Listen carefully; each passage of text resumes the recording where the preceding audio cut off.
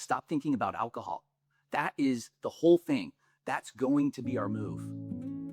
The best way to change your relationship with drinking has nothing to do with drinking. Every second that you spend fighting it is a second that you're actually feeding it. I spent years watching people lose this exact fight over and over and over again. And I've also watched a lot of people win it. The hardest part of quitting is not the drinking. I'll say that again. The hardest part of quitting is not the drinking. It feels like it is. It feels like it's the one thing that is slapping you in the face right now, and maybe, possibly, slapping your family members in the face right now. But the real fight, that's the Thursday night happy hour, the work dinner, the neighbor who sees you holding a Dr. Pepper, we'll say, and kind of tilts his head and says, "Oh, you're not drinking tonight." That voice, kind of like half teasing you. Or maybe it has a little bit of pity mixed into that comment. Like you just told him that he had to give up his own favorite music. That moment right there, that is where people lose. Not at the liquor store, not at 3 a.m, at a table full of people who need to order a drink so they don't have to think about their own problems with alcohol. I spent years in Las Vegas watching people destroy their lives, really on repeat. Same cycle, same excuses, a lot of times the same faces. The thing that I learned is that most people do not fail at quitting because they are weak. They fail because they try to explain themselves. They sit down at the bar and try to justify a brand new life to people who are fully invested in the old one. They talk about their sleep that they have on their Apple Watch, or liver problems, or being sick, or the hangover.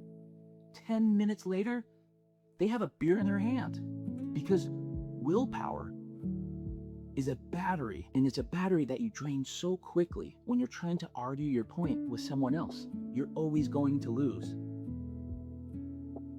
And here's the part I hate about all of this. Some of those people are not rooting for you. I know it's sad, but it is the truth. People don't root for you when you're stopping drinking. Some of them are scared that if you change, they lose a drinking buddy. Scared that your new life is a mirror they have to look into. You are not imagining that resistance. It is real. And you know exactly who is doing that in your life right now.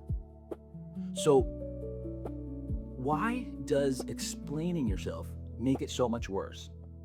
Because the coworker asking you why you're not drinking does not care about the reasons. He is not looking for the information. He is looking for permission to keep doing what he is doing. And when you explain yourself, you hand him like a vote in your life that he has not earned, nor is he allowed to have a vote. You are submitting your recovery to a commitment of people who need you to fail. So really the rule is simple. You need to stop explaining. And I'm not saying not rudely, not with some crazy speech that you memorized before you went out. You just stop acting like your choices need some sort of signature from the people at your table or the people you work with. You order your water, you smile, you change the subject, and when they push, you let them push, but you're gonna be silent. And soon they will get bored, and then they will move on. Just simply save your energy, because you're going to need it. So let me say this just in a different way, because I want you to really feel this one. You do not beat a drinking habit by fighting it. You beat it by really making it irrelevant. I see people strain their way through sobriety, counting days. Hell, sometimes they have it on some sort of app and they're looking at it multiple times during the day. And that's cool and all, but I don't recommend it. I see people avoiding places and streets and people, or sitting on a couch at 9 o'clock at night, trying to not think about beer, and they're exhausted because they're giving the habit all of their attention. It's like they're in a staring competition with like a wall that doesn't have eyes and can't stare back. So they can't win. You can't win that fight. So what works? You build a life so big that the old one does not have a seat at the table at all. You build it so big that there's no room at the table. Think about how a Tuesday night used to look like. You come home tired, you're hungry, nothing on the calendar. You turn on Netflix, and of course you drink, because the math adds up to a drink every single time. Now picture the same Tuesday. You have a training session at 6 p.m. Dinner is already prepared. You have to be up at 5 in the morning to play pickleball with friends. And you have to be up at 5 because why? Because you have something to do. You're building something that matters. Your night does not have room for a beer. Not because you're fighting it, because it just does not fit. And that's the whole point. That is the move. You do not out-willpower the habit. You outgrow it. And if you're a parent and you're watching this and your kid is falling apart, I want to share something with you and with you directly. You cannot do this for them. I know that is hard. I have 3 children, 3 boys and a granddaughter, but you can't do it for them. I know every instinct in your body is telling you to run into the fire and drag them out, but you cannot live somebody else's life for them. And you can't fight that battle for them. It's happening inside of their head. So what can you do though? Just be that lighthouse. You do not swim into the murky water or swim towards the hurricane. You simply stand on the shore. You keep your own life steady. You take care of your body. You hold quiet values and boundaries without yelling them out loud, but they're obviously seeing. You become a clear, visible picture of what a good life looks like. So when they are finally ready to start swimming towards something, their something can be you. You cannot force them into this light or into this life. But you can make sure that it's open, on, and available for them. There's one more piece to this. It might be the one that matters the most. The thing keeping you stuck is not the drinking. It is the actual hiding. The bottle in the bottom of your dresser or in the recycling bin that you're hiding, the receipts that you delete, the mornings that you wake up hungover but pretend you're fine. Keeping a secret is legitimately a full-time job.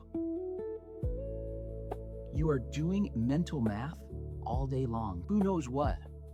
What did I say last night? What did I text? What if they find out?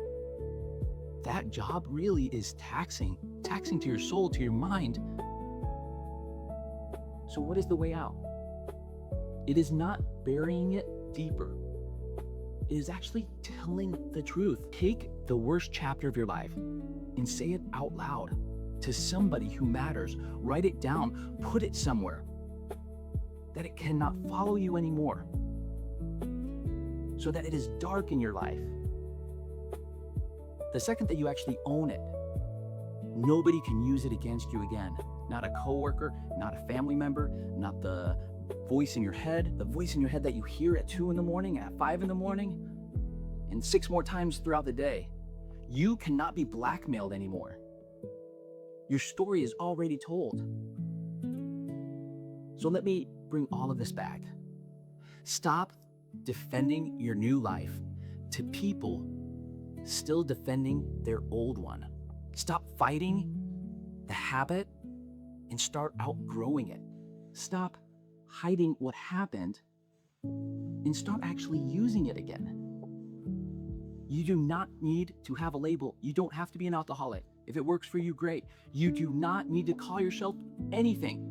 You just need to stop asking for permission from people who don't have the life that you want. Don't ask for permission from other people that aren't living the life that you want.